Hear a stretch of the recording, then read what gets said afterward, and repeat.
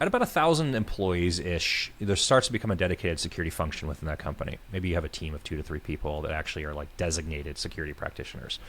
Under 1,000, it's just somebody in IT that gets designated as like you're going to be like the security guy, right, or gal. Microsoft with you can overlay security with their Sentinel tool and Defender, on E3 licenses. You can buy it with an E5 package. And I'm starting to see a lot of companies say, okay, great, we're going to go out, we're going to get Microsoft, and we're running E5 security, and so now we're fine. We're protected. And this turns into like a do-it-yourself versus having a partner and bringing in a company like AT&T to actually help implement and manage these programs. And I'm curious your thoughts on this do-it-yourself versus do it with a partner and the trade-offs that really are coming out. And I have my version of this, but I'm really interested to hear your version of it. Yeah.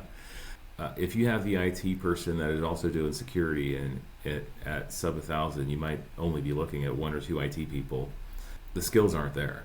So I'm not going to get into whether Microsoft Defender is good or bad, or if there's better out there or worse, but focusing just on the human aspect of it, they're not going to have the time, the capacity, or the understanding to be able to look at what's taking place with the tool and respond appropriately and make changes to the environment as appropriate. And when you start to go to the example that you gave at that 1,000 user threshold with maybe 1 or 2 dedicated security titles in the organization, still not enough. 1 or 2, they're going to be working 8 to 5, 9 to 5.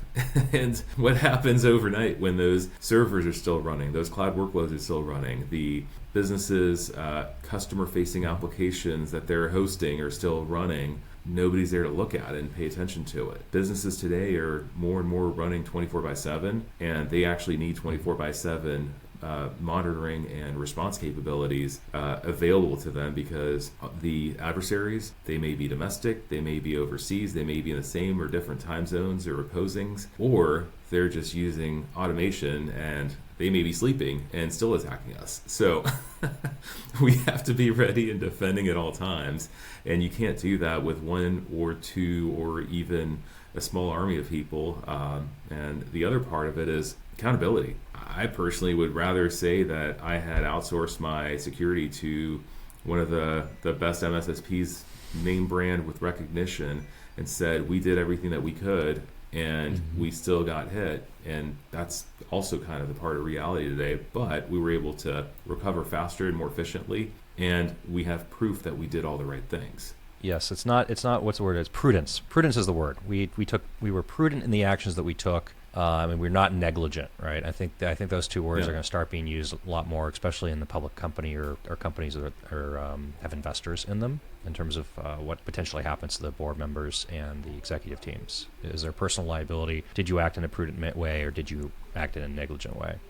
That'll be interesting to watch that flush out.